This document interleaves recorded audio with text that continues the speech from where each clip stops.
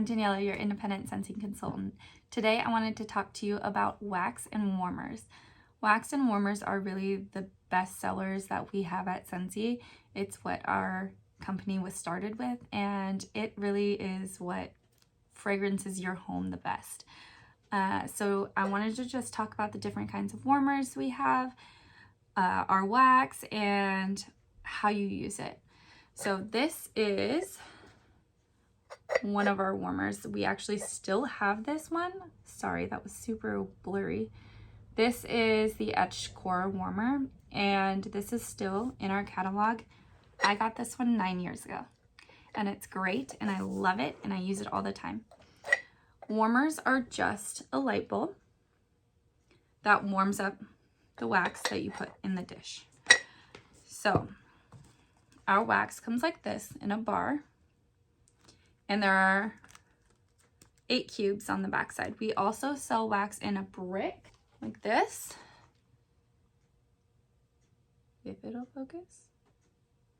So you can see the difference in sizes. I've already used this, but you can see the difference in size there. So the brick is going to be 5.5 times of the regular bar. So what you do is you just open up your bar.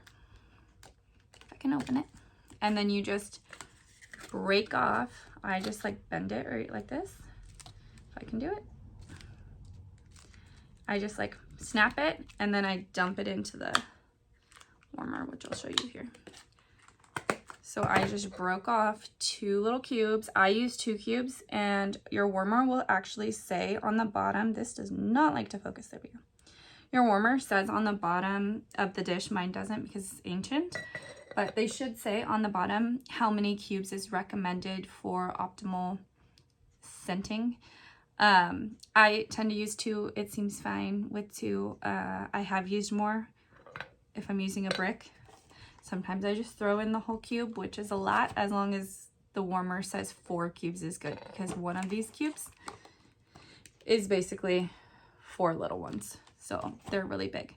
So I just put 2 little cubes into the warmer, and then you turn it on and it will melt, and it will disperse the scent into the room. So some people have multiple warmers in a room. I usually just use one warmer like in my bedroom, but in an open area, I use one like for each area. So the living room, the kitchen, the dining room, one for each of those areas, especially in an open concept. And you can do scents that are, you could do the same scent throughout your like open concept. You could do different scents, like ones that go well together, like maybe a bakery scent and a fruity scent. So then you get like kind of a pie scented room. It's really fun to like play and see what works with your space too. And then some things that happen too, especially with the mini warmer. So let me show you the mini warmer. Here we go. The mini warmer essentially is a nightlight. It's got like a little flip on and off. This one is a 15 watt, and that's what the light bulb looks like. And these are great because you can turn, if your your outlet, why does it not want to focus? There we go. If your outlet is like upside down or something, you press this button right here and turn it. I think I'm turning it the wrong way. And you can turn it, like if it's sideways, you can turn it that way. You can turn it upside down if it's upside down. So this will move all the way around so that your warmer will stay upright even if your plug is not. So that's really cool. In these, they have a smaller dish. So I usually would just put 1 cube in there, and that's good, especially for a smaller room like a bathroom. This is my main warmer for my bathroom, and I just put 1 cube in there.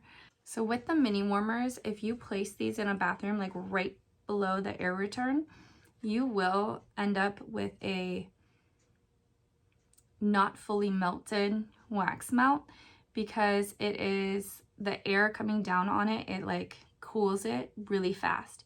So just be aware of that. If you're like, why is the wax not melting? It's usually because it's near a fan or a window's open, or there's some kind of a draft that's cooling the wax on the top.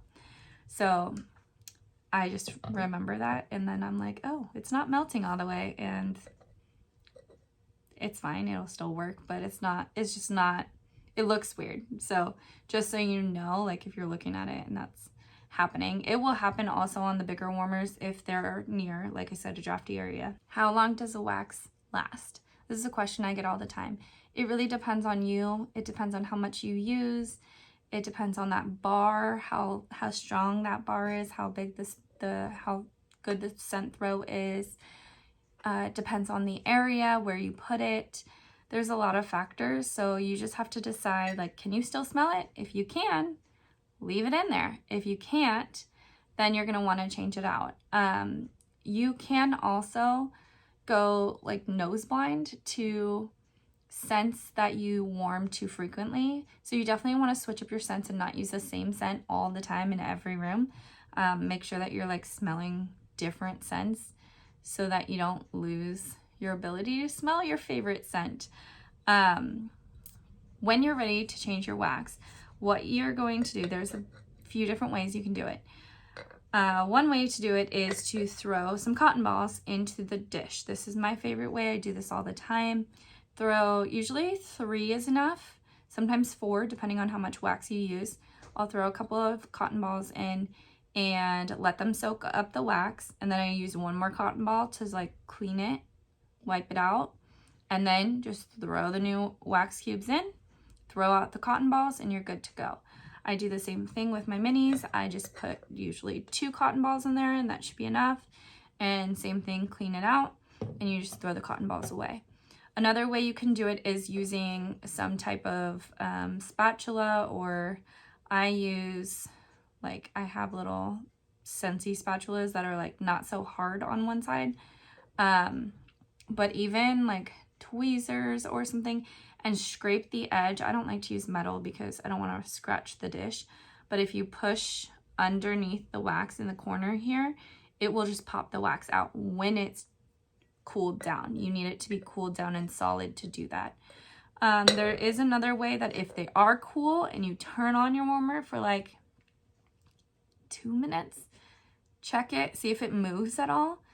It can melt enough, because it's going to melt the outside first, so it'll melt enough that you can just push the wax out and it'll come out like in a block.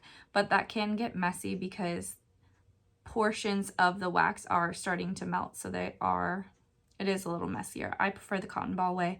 I know a lot of people prefer the cold, just pop it out method, but I think the cotton balls work quickly. I don't have to worry about it being cooled, and I can just change the scent out really fast. So that's a little bit about our wax and warmers. And as far as price range goes, our minis are usually around $25. It definitely depends. Our licensed items are going to be more expensive. Our warmers, they vary.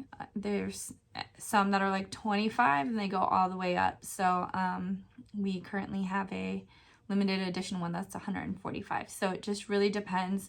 Most of them are between $25 and like $60, but specialty ones might be more expensive. So just keep that in mind.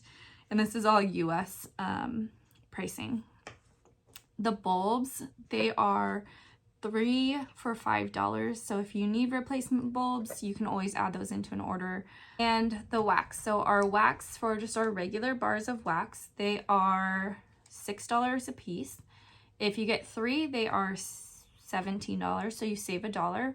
Or if you do a bundle of 6, it's $30. So you actually get one of your bars for free. Essentially, you're buying 5 and then you get 1 free. And there are also bundles that you can make with like a mini warmer and some bars, or a full-size warmer and some bars. So make sure that if you are shopping, that you click on, when you click on wax and warmers, that you click on the bundle and save at the bottom to see what the options are, so that you can get the best deal. You can also go to specials and then go to bundle and save, and it'll show you all of the bundles if you're shopping on the website. And I think that is all I have for you today with the wax and warmers. So if you have any questions, please comment, let me know. I would love to help you, and Thanks for being here. Bye.